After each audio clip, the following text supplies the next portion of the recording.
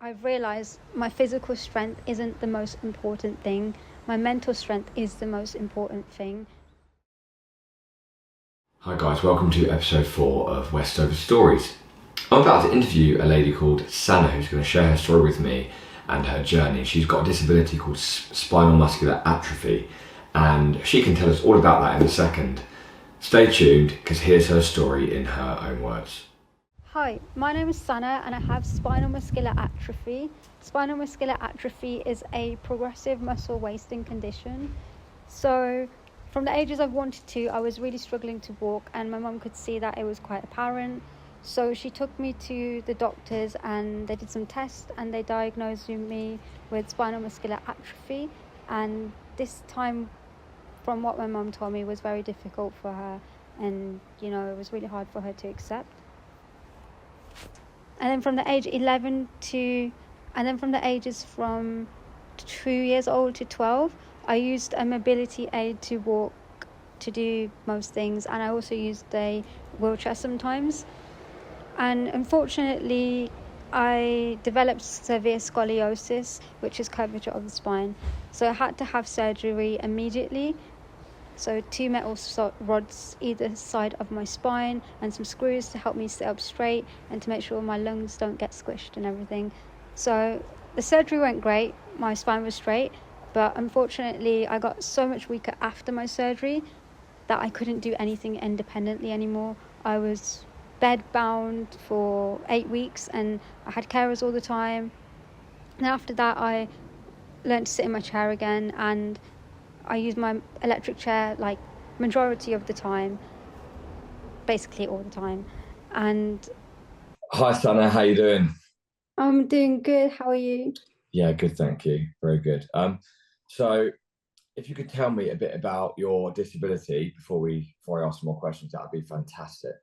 Okie dokie. So my disability is called spinal muscular atrophy, which is a progressive muscle wasting condition. Okay, Yeah. so how does that so to me that doesn't like I don't fully understand that, so you might have to go into a little bit more Okay. detail if So you can.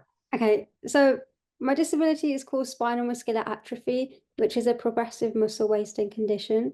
So it basically just means that your muscles get weaker over a period of time, from like when you're born to basically as you keep going older. So yeah, that's what it is in like simple terms. Okay, sure. So it was from I the was age of, gonna explain that it so what it can look like for people is means like they can walk and then they go to a wheelchair, and then later they might lose their arm strength, they might need more support to breathe, like that kind of stuff. So it just gives you a bit more insight. yeah, because I guess your muscles, it's how we do a lot of things really, isn't it? So Yeah. um you age, so everyone with this disability, they does everyone end up in a wheelchair or not everyone? Um, they do, but it depends what age they might end up in a wheelchair. So there's SMA what type 1, 2, 3, and I think there's a 4 as well. So I know someone who has 4 and they're like maybe 40 or something, and they didn't realize they had it till they were older, or it didn't really affect them till their late 30s, if that makes sense. Yeah, that makes sense. Yeah, sure. But SMA type 2 and 3 is most common. Well, I Okay, know a lot of people with type 2 and 3. you're type 2, aren't you? Yeah. Yeah, cool. I've done my research. Okay. um, so so from the ages of 1 to 2, that's when your mother obviously started noticing difficulties. Was that in your walking? Yeah, in my walking when I was younger. Yeah, so I was just like struggling to walk or like holding on to things. So yeah, that's when my mum noticed. Yeah. Okay. Do you remember when you were that age? Do you remember anything happening or Yeah, I anything like don't that? really remember much of my childhood Yeah. other than like my mom explaining to me stuff. Yeah. Yeah. How was it? How was it growing up in a wheelchair? What did you go to? What sort of school did you attend? I did go to a special needs school Yeah. from the age, I think maybe from nursery till sixth form age. Nursery to sixth form age, I was in the special needs school. But I still did like my GCSEs and everything as normal. I just had extra support to make sure I had physio and other needs that need taken care of. As you know, wheelchairs have obviously come on since you were a child, and they're probably quite super futuristic now and electric and technical. But when you were younger, did you have a manual wheelchair? Was that difficult? Yeah, I had a manual wheelchair first, and then I had an electric wheelchair. But my old house was not wheelchair accessible, so I had a manual wheelchair at home and then an electric wheelchair at school, if that makes sense. Yeah, that does make sense. So if I was with my family or out with friends, I'd have to be in my manual chair, which was very frustrating. And then eventually we moved house, and then I have my electric wheelchair like all the time now. Yeah, that's cool. I've also a bit off topic here, but I've seen your TikTok channel, and like, I've seen you do ice skating, and I know. you do everything. You get yourself out. Yeah, ice skating is one of my favorite things to do in my wheelchair. Just feels so fun. How does it work? So they're like, 'cause there's not. It's just a wheel. You just sort of slide around. Yeah, yeah. You just like drive. It's like driving on like normal floor, but a bit more slippy Yeah. and freezing cold. Do your family take you? They good ice skaters then? To be honest, I go with my other friend who's in a wheelchair, and he's in a manual wheelchair, so his dad pushes him around, and then my mom just watches. She doesn't come onto the ice. Yeah, that makes Yeah. sense. She's sensible. Yeah. One of my Oh, carers came on the ice with me though. She likes ice skating. But I yeah. love it. I love ice skating. I'm good at going. I just can't stop. I can't do the quick instant Yeah. stop. I Yeah. feel like I want to break an ankle. So, but yeah. Anyway, back on the topic. So, how have your parents sort of always dealt with? Have obviously it's must have affected your parents as well. Yeah. Um, I feel like my mom just like pushed me to do everything else, like, like the average person. She pushed me to do my GCSEs, do well. She pushed me to go college and university, and I just did it. You know what? She told me I can do anything that I want to, and I did it. So And it's so true, right? yeah, I did because I did after I finished the school, at special needs school, I did apply to go to college, but my local one wasn't really very good for like accessibility needs, so I took a year out. And to be honest, I could have not gone back into education after that year out, but I still persisted and then went to a college a bit more further away. And then I did college and university. Yeah. How Yeah. did you feel when you were growing up? How did it affect you? Um, I feel like because I was in a special needs school, I didn't really think about my disability that much. I felt like everyone else because everyone else was in wheelchairs there. But I mostly felt it more when I was not in that environment. So I guess being more around able-bodied people when I went to college and university. Does that make sense? I Yeah, didn't really absolutely. feel it from all of that time I was in that environment, if that makes sense. Yeah, yeah. And that does make sense. Do you find a lot of people like? Do you find that people are like polite to you because you're in a wheelchair? Say, if you go into a shop, or do you find Yeah, people like, like can I quite help welcome? you? Yeah. Sorry, People are like, can I help you? are They'll be they? like extra wanting to help. No one wants anyone to be in a wheelchair full time. It must be Yeah. difficult. And I guess I'm not trying to word this question correctly, but because you didn't start off, it's sort of been your whole life in the wheelchair. Mhm. Do you have you have you ever walked? Do you ever like if you had a Zimmer frame or something, would that support you Yeah, or I did use one before I had my surgery. I did use it you did use before. it? Yeah. Yeah, not all the time, but I had a walker and then I used my wheelchair sometimes as well. Yeah.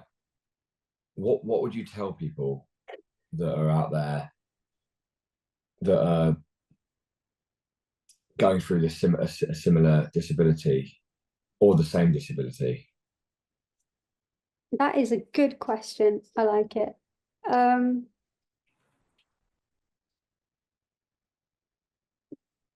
that don't let their disability stop them from achieving whatever goals that they want to achieve. Because even though they might want it to achieve some goals. They might think that they can't do it, but they can do it, but it might just take a bit longer or a different way to do it. Like for me, I like painting a lot. That's my favorite hobby, but it takes me a lot more energy to paint probably than someone who's able-bodied, but I still paint. I find ways to do it. Um, yeah, so I'd just say whatever like your dream is, just find an alternative way that you can achieve it and make it work for you instead of just being like, oh, forget it, I can't do it because I'm disabled. That's a really good answer, and I really like that answer. It's so true. Like, don't let anything hold you back. And no matter what disability you have, there are certainly ways. It hasn't got to be the method that everyone takes. You haven't. I guess we haven't all got to go down the same road in life. Yeah, like there's different roads that can lead to the same destination. Yeah, absolutely. I like that. That's Feel an that. I important felt message. that myself. Sorry. I felt that one. There's Yeah, different roads to lead to the same destination. it's so true. It really is. Mm. Um, so right. Lastly, are there any positives? 'Cause it's not negative. Are there positives? Have you got any positives around this sort of disability or being in a wheelchair? Is there anything positive there for you? Um, yeah, I think. Wait, let me think about it again. What do you say? Is any like Are there what any kind of positives? Obviously, it's not. No one's like, oh, yeah, in a wheelchair, fantastic, positive. But are there any positives that have come from your disability that you think, "Do you know, this has made me think about this or do this or this yeah, is I feel like it has made me develop a lot more mental strength. So there's me, I have SMA type 2. I use a wheelchair. I'd say I'm a lot mentally strong than my sister and brother who are able-bodied. Like they struggle a lot more with their mental health. I'm not saying I'm perfect, my mental health is fabulous, but my having a disability has helped me to develop my mental strength a lot, if that makes sense. So that does make sense. I think that's a positive thing, really, because we're always looking for solutions or ways to fix problems.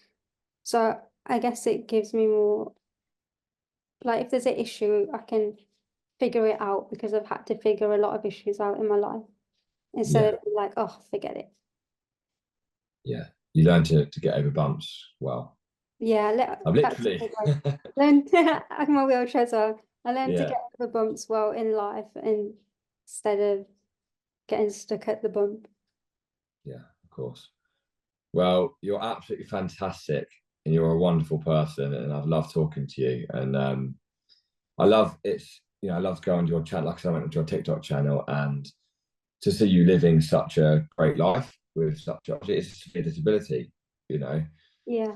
Um, so it's great to see, as I said, it's great to see you ice skating and just living your life because I hope this interview will let other people out there know that are either in the same that have got the same disability or similar that you can live your life and there are ways around things.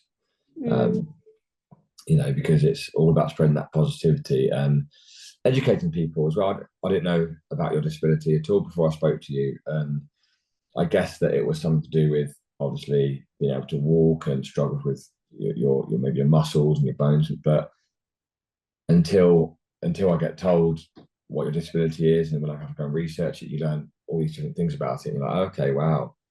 Um, but look, is there anything before we end this interview? Is there anything else you would like to say?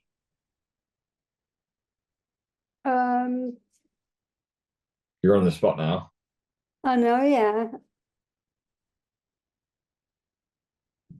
I think my favorite motto is don't give up, believe in yourself, and achieve your dreams. Love that.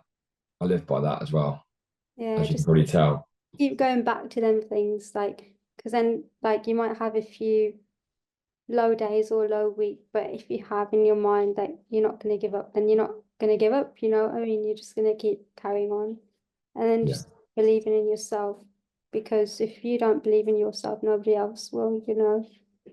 And then It's a very true saying. It's easy to say, but it's very true. it's People really won't. hard to believe in yourself, but once you believe in yourself, then everyone else can see it and they're like, oh, wow, cool.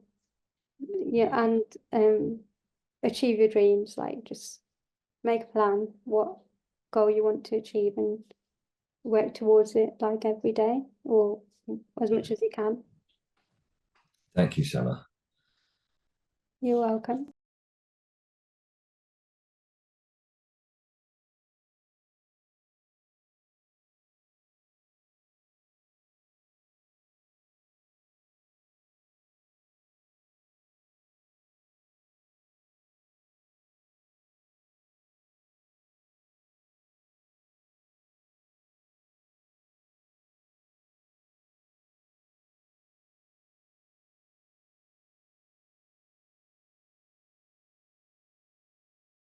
I've realized my physical strength isn't the most important thing.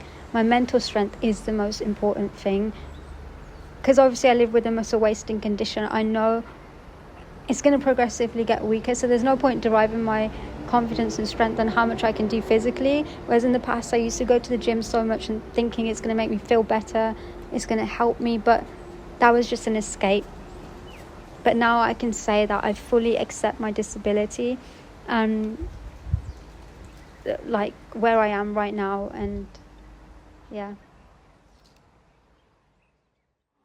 Thank you for listening to Sanah tell her story, everyone. She's obviously a wonderful person and she's got so much motivation to live her life to the full. As she goes ice skating, she's an artist, she gets out and lives a really fulfilling life, and hopefully people out there with a similar condition or something similar can understand that life doesn't stop just because you're in a wheelchair. Just because you've got a disability, life does not stop for you. There's lots of support out there, and every life is valuable, and it's important that people know that they can reach their full potential no matter where you are in life, no matter who you are, or no matter what obstructions you've got in the way, because evidently it's possible. Don't hold yourselves back. Appreciate you all. Catch me next time on episode 5 towards the end of this week, when I'll be speaking to some more people for my series. Cheers, guys.